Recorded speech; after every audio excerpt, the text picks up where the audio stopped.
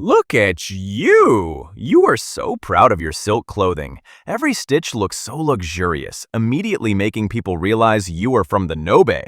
You bought it from a foreign merchant who took months to arrive in your city. You are delighted, not just because you are wearing something luxurious, but because it is the first item you could buy after repeatedly visiting the market and not finding what you desired.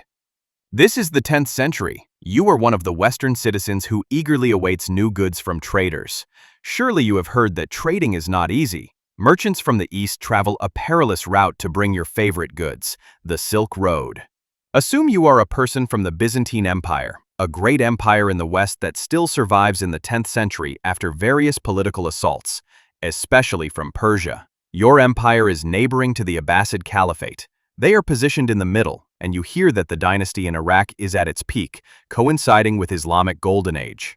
Meanwhile, in the East, there is the Song dynasty, the ruler of China who is enjoying scientific and economic advancements.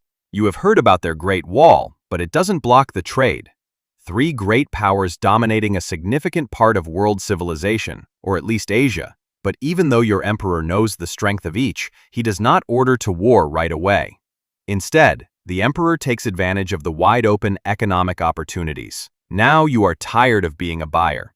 You want to participate in the world of trade, so you prepare and set off towards the route everyone talks about. Other goods are certainly sold on this route, but silk is the most famous commodity, hence the name, the route that became the economic lifeblood between nations. Anyway, you set off for the Silk Road. In this 10th century, world politics is relatively stable. The Tang dynasty had just collapsed a few years earlier, but the emergence of the Song dynasty did not cause China to fall apart. Instead, they rose with extraordinary maritime and economic power. They see you as a business partner, not an enemy. You like their silk, while they like your war horses, a mutually beneficial economic activity. However, before meeting the Song dynasty merchants, you must deal with the Abbasid Muslims. They usually set up posts in the cities of Bukhara and Samarkand. Isn't this alarming? 300 years earlier, your empire was threatened by Muslims in the Arabian Peninsula. Relax. I told you, 10th century politics is relatively stable. The posts in Bukhara and Samarkand are rest stops.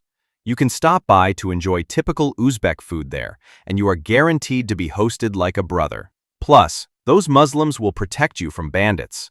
This is their golden age, and their religion commands them to provide protection to non-Muslims who come in peace. Since they also enjoy traveling and understand the risks of the journey, you are guaranteed safety. But do you really have to go all the way to China just to shop? Of course not. That's why trade routes exist. You leave your respective countries to meet at a single trading point. And make no mistake, because the Silk Road is not a single thread-like flow, but has many branches that allow merchants from various corners to come.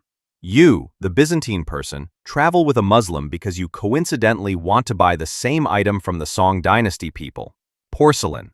Yes, that shiny item would look great displayed in your home. The motifs are unique, very suitable for you who come from a wealthy family. So you buy it, one each. The Song dynasty people also sell paper, a very useful item for recording important documents for your empire. You can transfer knowledge with this thin sheet, so you see the Abbasid Muslim doesn't hesitate to buy it. And surprise, surprise, these Chinese people also sell gunpowder. They discovered it just about a century ago, and they decided to sell it on a limited basis. Understandable, as gunpowder is an explosive material. They certainly don't want to be blamed if war suddenly breaks out. And of course, you buy silk fabric. Oh, look how shiny the color is. Feel how smooth the texture. You can sew it into a dress and give it to your wife in Byzantium for your wedding anniversary. What about you? What goods can you sell to them? I already told you that the Song dynasty people like horses. You better have them. If so, that's good, and you should have many more items to sell. Glass, a good item for the palace. You have used it extensively in Europe, so exporting it will bring profit. You also have gems. No need to ask, as they are an eternal symbol of luxury. Meanwhile, the Muslims also have equally good merchandise. They sell cotton and perfume. Very useful for your household needs. Cotton for clothes, and perfume so your wife loves you even more. They also sell spices, items that can make your cooking more delicious and keep other food ingredients preserved for months. The three of you truly have good goods on the right trade route.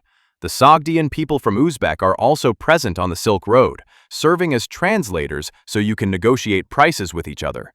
Don't forget the Radhanite Jews from Iran, who have the international trade network of that century, so you know which country sells what. All of you have important roles. However, what helped you the most during the trade was the system created by the Muslims.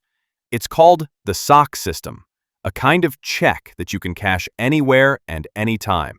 Similar to a credit card, but not a single penny of your money is reduced for paying bank services. You certainly know that bandits are always present on the journey. Your position is difficult. You need gold to shop, while you are also afraid of being robbed. That Muslim caravan will certainly protect you, but sometimes their ability is limited. To make things easier for you, the sock system emerged. You store your gold in Baghdad, and then you can retrieve it in distant cities like Bukhara. Easy, isn't it? Your money is safe, your burden is reduced, and you can still shop. It's a win-win solution. But make no mistake, because the Silk Road is not just a place for trading. Its existence becomes more meaningful with the transfer of knowledge that takes place there. You and the Abbasid person both buy silk from China, but you are better at weaving it into clothes. The Abbasid person is quite impressed and decides to gather their experts in Samarkand and practice what they learned from the Chinese. Now you have a competitor in silk production, but your trade rivalry remains healthy. The Abbasid people also learned paper production and again applied that knowledge in the city of Samarkand. All of this happened while trade on the Silk Road continued. All thanks to the trade on the Silk Road, which not only brought prosperity in the economic sector, but also made civilization smarter. But, well, something great must also end. After centuries of being used as an international trade route, people began to abandon the Silk Road. It's not your fault. It's no one's fault. It doesn't mean the Silk Road became bad. It's just that they found a more effective way. The Chinese began to develop rapidly in the maritime sector. They built many ships with various functions, including trading. Yup, they are now trading via the sea. There is a route in Southeast Asia where travel can be done faster and on a larger scale.